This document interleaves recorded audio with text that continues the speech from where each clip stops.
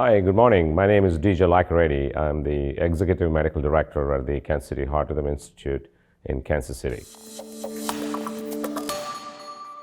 Well, historically, we figured that the success rates of ablation for non-paroxysmal atrial fibrillation has not really moved a whole lot in the last 20 years of doing the standard strategies of pulmonary vein isolation or the lines or the substrate modification, going after the complex fractionated atrial electrograms.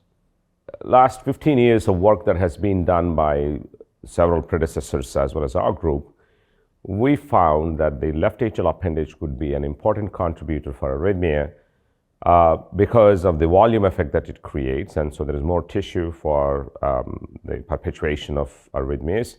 There is more triggered activity as well as intra-atrial reentry tachycardias that can come from the left atrial appendage in several groups of people. And so with that premise on mind, there was a pivotal registry that really showed us that there could be potential benefit of the exclusion of the left atrial appendage by tying it off, in addition to the standard ablation that we do in these patients. And so that is what led to what we call the aMAZE study, which was finished, and we presented the results of which. While we found that the LARIAT was an effective tool to close off the appendage with complete elimination of the appendage in about 86% of these patients with a very minimal complication profile, but we did not find a additive benefit in improving the overall outcomes of ablation in these patients. Thus, the primary endpoint for aMAZE did not meet. While there was a trend towards an improved outcome in these patients, provided that there was a larger volume of the left atrium. So in those patients that have a left atrium that is larger than 130 cc, these patients really had a 20% absolute delta in further improving the overall outcomes of the ablation. What that means is, in patients who have remodeled atrium where the atria are sick, eliminating the appendage perhaps plays a very important role, and that could be by a reduction of the volumes of the overall left atrium, and also elimination of the triggers and tachycardias, and also autonomic modulation that comes along with that. So we requested the FDA that we should have a continued access protocol so that we can continue to enroll patients in this study, thereby improve our overall denominator in the study cohort. So we continued the protocol even after we stopped the study, and then we added more patients to it to really reanalyze the situation and see if we see any added benefit. What this reinforced was the closure rate is excellent because operators really got really good at doing this procedure. So we now have a 95% closure, 100% closure in 95% of the patients, which is better than any other appendage closure device that exists out there in the world right now. And then the complication rates also went down from 3.4% in the main trial to 2% in the continued access protocol. But the overall success of atrial fibrillation ablation with the addition of adjunct to LAA ligation was not much different, clearly reinforcing that this appendage elimination is not for all comers that have the non-paroxysmal atrial fibrillation. When you do a subgroup analysis and pulled up the patient both from the aMAZE main study arm as well as the controlled, as well as the continued access protocol, we found that the additive benefit of appendage ligation still persists. So it is refreshing and reassuring to know that in those patients that have non-paroxysmal atrial fibrillation with significant remodeling of the left atrium, as indicated by a large left atrial volume over 130 cc, when you tie off their appendage, in addition to the radiofrequency ablation, you get a significant bump in the overall rhythm control at the end of 12 months, right? And thus, it is safe to assume that this procedure perhaps should be offered as an adjunctive in those patients that have non-paroxysmal AFib, large atrium, and they not only get the rhythm benefit, which is primarily what we are going to look at, But if you take the data from the percutaneous endocardial closure devices, where when you have effective closure, translates into effective reduction in systemic thromboembolic events and the need for oral anticoagulation. I think it's reasonable to assume, even though this was not proven in a randomized controlled fashion, but again, science, every scientific nuance doesn't require a randomized controlled trial. I think there's a lot of iterativeness to it based on the results from the other appendage closure device trials, where we can say, when you're able to close the appendage successfully, you would perhaps have a benefit from systemic thromboembolic events. However, there is no randomized controlled trial on that particular feature using the LARIAT device.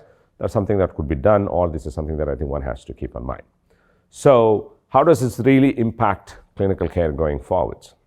A lot of the non-paroxysmal atrial fibrillation patients do have worse substrate because they have a larger atrium. Oftentimes it's more than 130 cc. They're also at very high risk for systemic thromboembolic events, including stroke. So by embracing a technique, you could potentially eliminate or significantly decrease the risk of stroke, as well as improve the overall ability to keep them in normal sinus rhythm after a radiofrequency ablation. So I clearly think that's the direction in which the field should move. I think this data is being presented to FDA, so we'll see what comes out of that. But up until then, I definitely think this is an exciting area, and this really requires further work.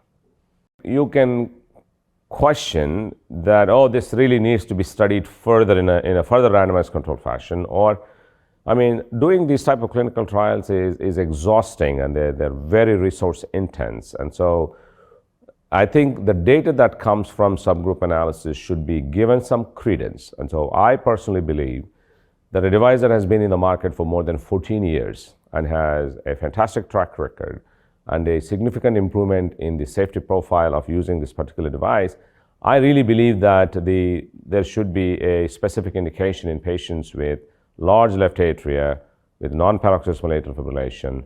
They should be allowed to have a LARIAT ligation, as a result of which I think we can definitely move the needle on that.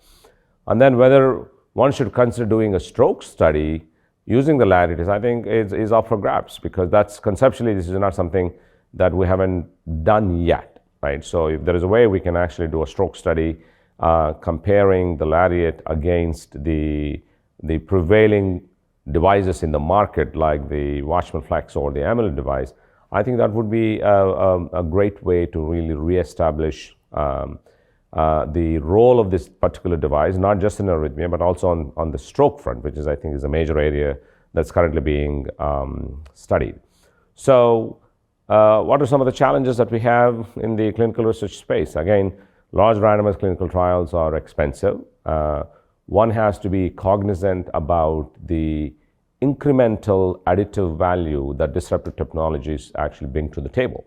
I think what we have to remember is the cost consciousness of what any of these new tools are going to bring to the table, and we should be able to tease out how we're going to use them, where exactly do they fit in, and what is a specific population who's going to derive the most benefit from any of these cardiovascular interventions. So it's exciting times to be in cardiology. It's exciting time to be in the space of cardiac electrophysiology with a number of novel devices that are coming out in the left atrial appendage space, with a number of novel technologies that are coming out in the ablation space, especially the pulse field ablation.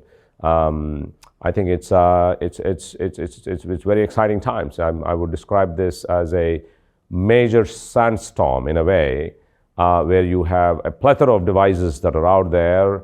Everybody is competing for a market share to really establish themselves as the leaders in this particular new technology. So this reminds me of my fellowship days a couple of decades ago, when there was a lot of excitement about ablating atrial fibrillation. So we now figured out how we ablate AFib, but we're also trying to figure out how to ablate it better and also really move the needle in the right direction. So that's all I could say.